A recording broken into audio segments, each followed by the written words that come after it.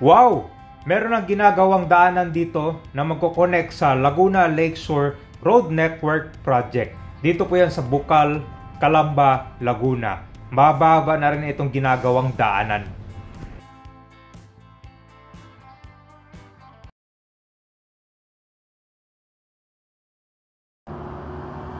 Nandito na tayo sa Bucal Bypass Road dito sa Calamba, Laguna. So mag-update tayo ngayon kabayan dun sa ginagawang Bucal San Jose Bypass Road. So hindi lang pala ito bypass road, ito ay magkakaroon din ng daanan konektado para sa gagawing Laguna Lakeshore Road Network Project. So from Calamba papunta yan hanggang sa Taguig. So papunta na tayo sa intersection nitong Bucal Bypass Corner Manila South Road. So dito sa intersection na yan, sobrang traffic.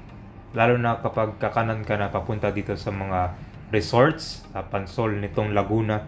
Sobrang dami mga sasakyan dyan. Kaya pa-traffic lalo na pag nadaan ka dito sa intersection. Yan. So dito sa bypass road ka ba, meron mga nagtitinda ng mga salbabida dyan. Lalo na pag papunta kayo ng kanan. No? Kasi yun na, puro mga resort yung mapupuntahan nyo dito. Ngayon, itong pupuntahan natin, hindi lang ito siya basta daanan na magkoconnect sa Laguna Lakeshore Road Network Project.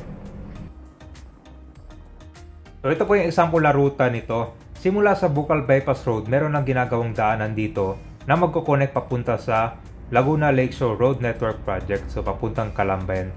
So, kumbaga, nire-ready na yung daanan papunta dito sa project. Tapos, itong kulay blue naman, ito po yung tinatawag nilang Bucal San Jose Bypass Road.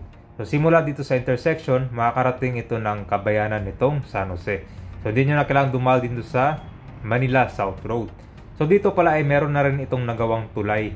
Pero matagal na itong natapos, hindi lang siya nadugtong, no? Tapos meron na rin itong ginagawang daanan. At pagdating nyo dito bago makarating sa kabayanan ng San Jose, ay meron din itong food bazaar. Marami na rin mga namamasyal dito dahil sa napakaganda ng tanawin at napakalakas ng hangin.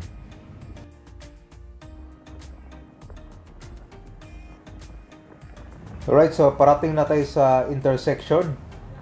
Sino sa mga nakadaan dito dati, no? Sobrang traffic, lalo na siguro pag pupunta kayo ng bakasyon. Nako. Yan, so ito na kabayan, pagdating natin sa intersection, diretso na to. Nung huling update ko dito, ginagawa pa yung daanan.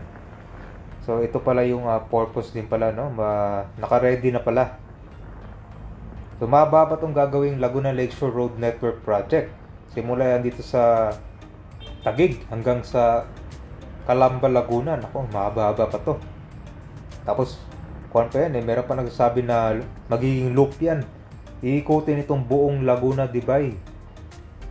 So, mahaba-haba yan, no? Maganda rin kabayan, no? Para kuwan siya. Ito pala yung sitwasyon ng daanan ng train ngayon. Alright, so nandito na tayo sa Bucal Bypass Road. So, dito na magsisimula. Galing tayo dun sa intersection. So, napakalakas ng hangin dito. Ngayon dito sa lugar na to, marami ng mga mga pabahay. Yan. So alam nyo ba na itong dinadaanan natin ngayon na dating ko lang to, dating bukid. Tapos merong mga ilang bahay dito na natanggal na at yung iba na relocate malapit na dito sa Laguna din. Kasi ito siya ginagawa na ng daanan. Yan. So mahaba na rin pala. So ito yung pinakadulo niya kabayan, no?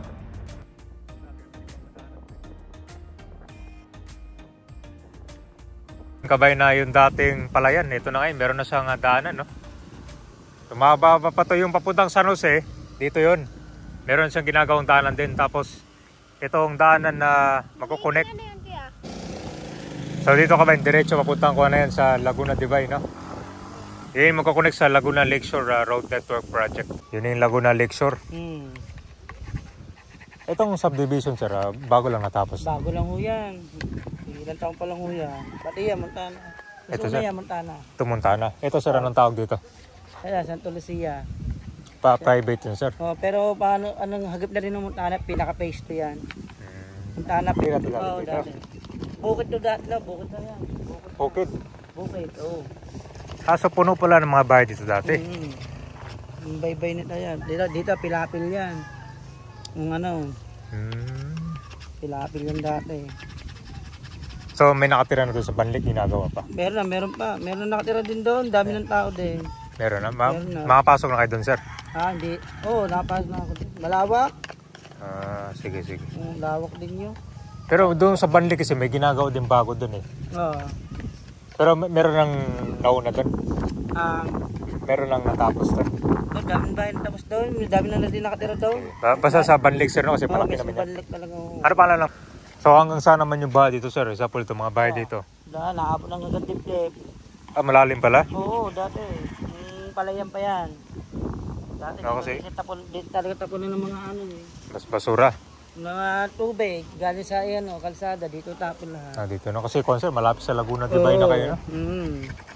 So ngayon, sir, ito mga ngayon present. Kamusta naman yung kwan dito? Yan. Medyo nabaha pa kasi mabilis humupa. Mabilis na lang. Mabilis ang ilog na eh. Yung dati, yung pagmabahaan, pag bumara makalat, basura, tagal, buwan bago makabalik. At least hindi talaga siya totally lubog pala. Katagal na namin dito, laging baha dyan dati, yung bukid pa yan. Balik. Kaya nga, medyo mabilis humupa.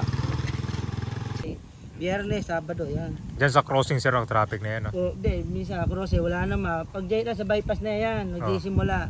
Sa bypass hanggang na? Doon na, abot na yun. Abundang Pansol, no? Hanggang na yan. Los Baños, sa may lalakay. Nire-ready na itong ginagawang daanan para mag-connect dito sa Laguna Lakeshore Road Network Project. So, ito po yung sa area ng Calamba, Laguna.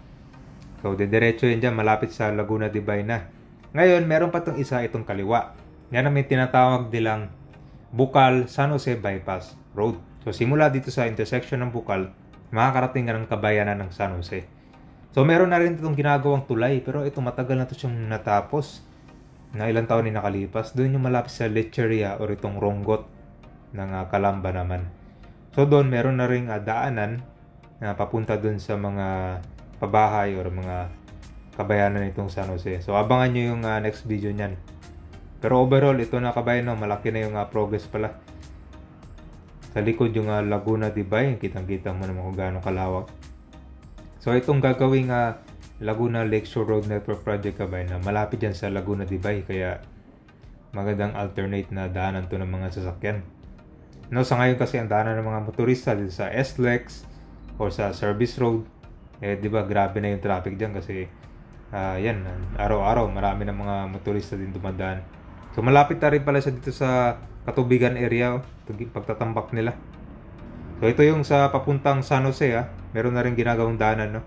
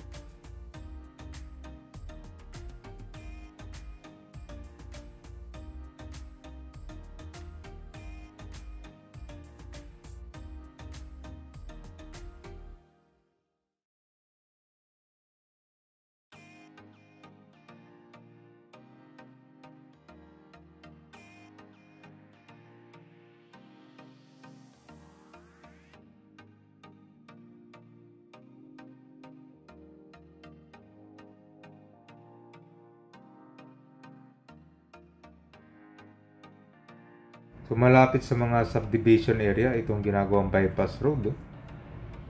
Dami na rin pala mga developments dito. Sa likod dyan po yung Mount Makiling. Diyan naman yung papuntang Pansol. Ang dami mga hot spring resort dyan.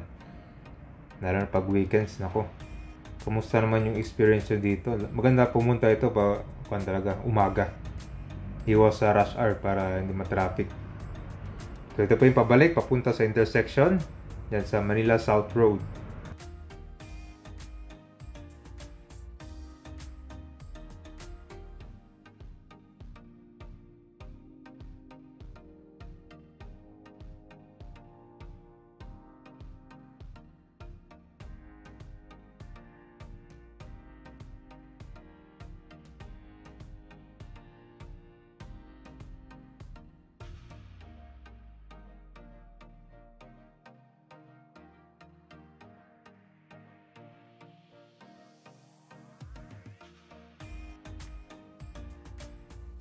Ito pabalik to ng Maharlika Highway tsaka dun sa SLEX.